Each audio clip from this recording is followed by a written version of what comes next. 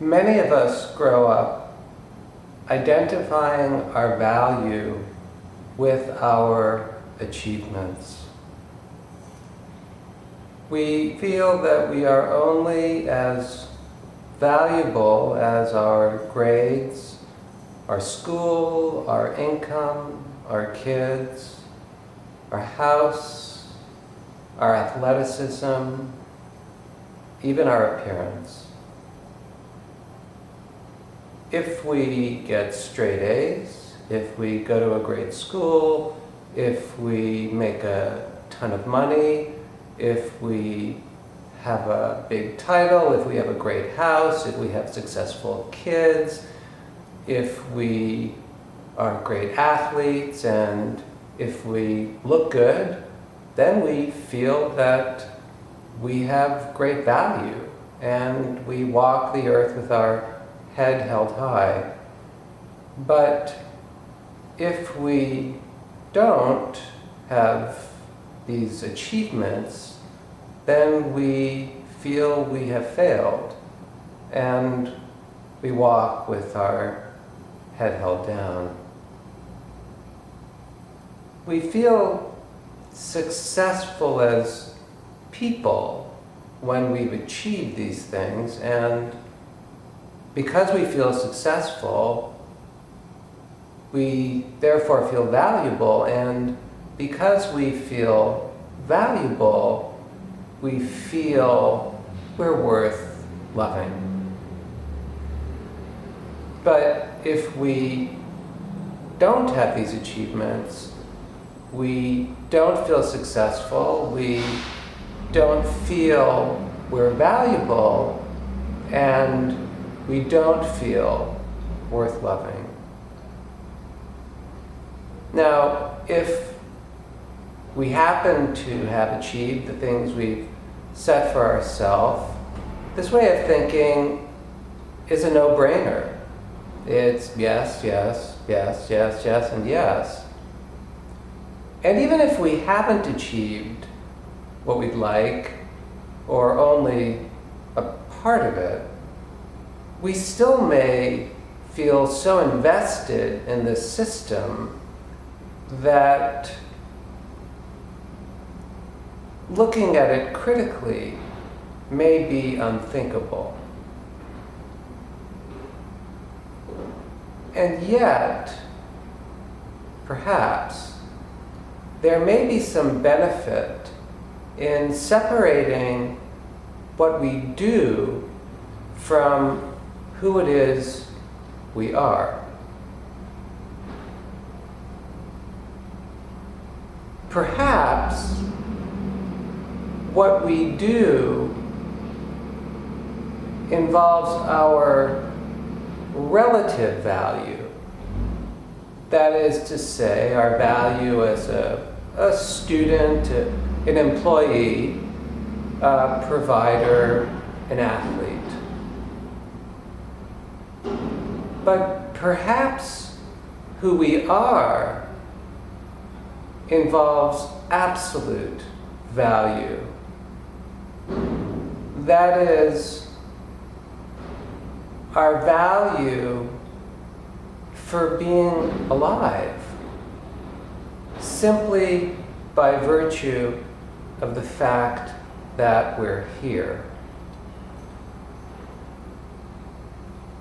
If so, relative value is based on what we can do and how well we do it, and absolute value is based on our worth as human beings. Simply the value that comes with our life. Simply the value that comes with being here. Now, all of us, in this sense, have the same absolute value. None of us is any more valuable because we're all here. And moreover, as members of this group of beings, we all share the same basic human needs. The right to meet these needs comes with being born. And these needs include the need, say, for food, the need for shelter, and the need for clothing. But perhaps in this group is also the need for love. I mean, infants who are not held physically die. Being held is truly a basic human need. And people who are not loved emotionally wither. Being loved, perhaps, is a basic human need. And as a basic need, it comes with a right. The right to food, shelter, and clothing, and perhaps the right to be loved.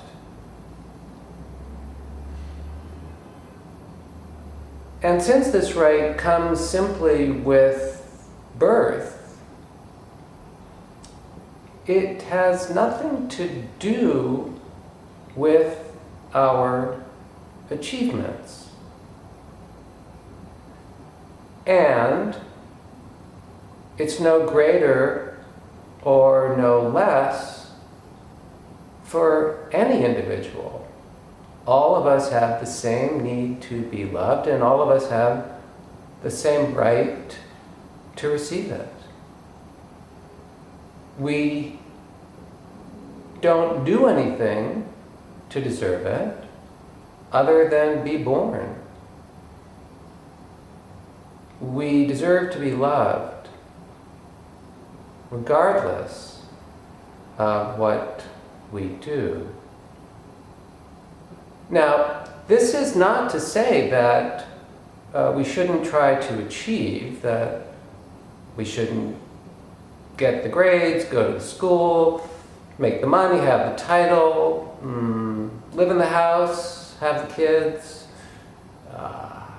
be the great athlete, or even look good. But not because it increases our value as people,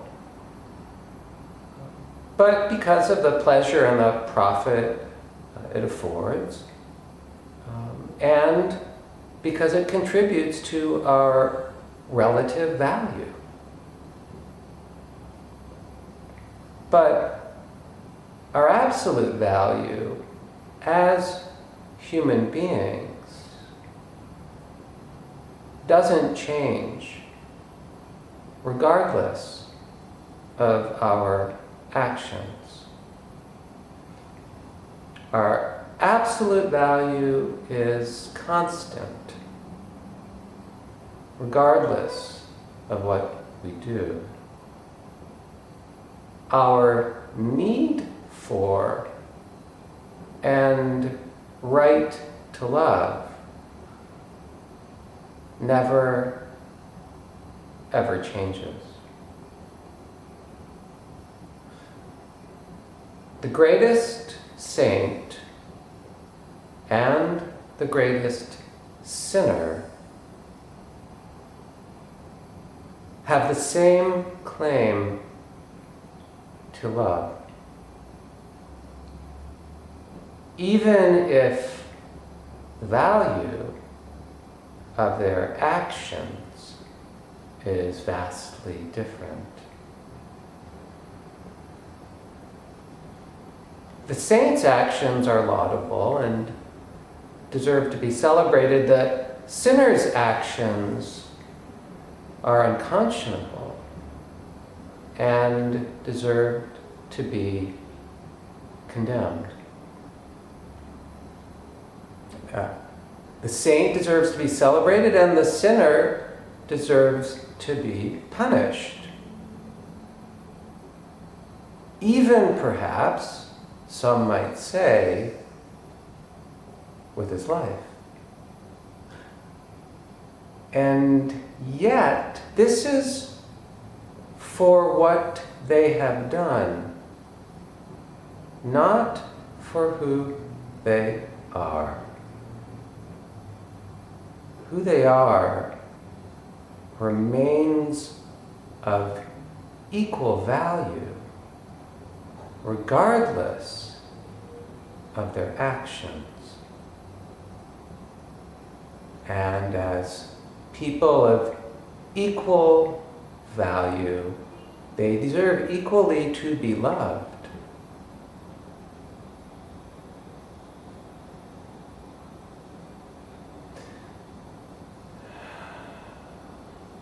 And this places a monumental burden on each of us to love others equally, regardless of what they've done.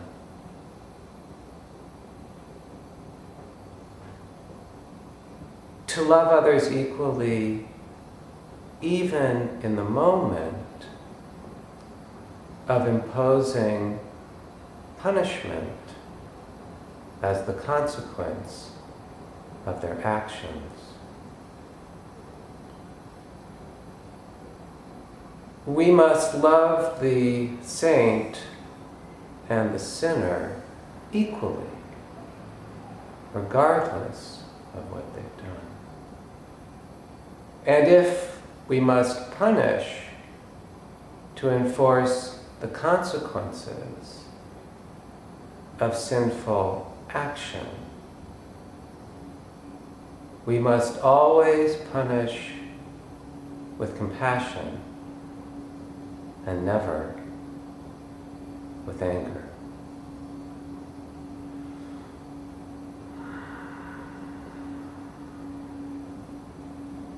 And just as we must love others, regardless of their actions,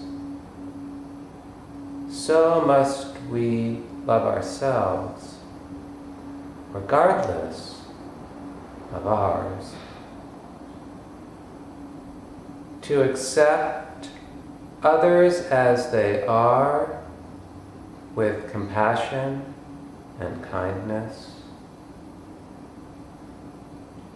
To accept ourselves as we are with compassion and kindness.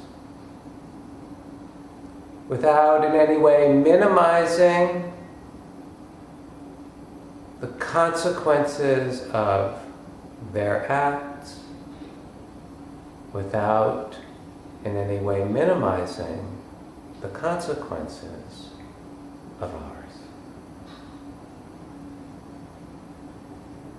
If we can make the distinction between what others do and who they are, if we can make the distinction between what we do and who we are, we can love others and ourselves as they and we deserve to be loved. And we can fill the world with kindness and compassion.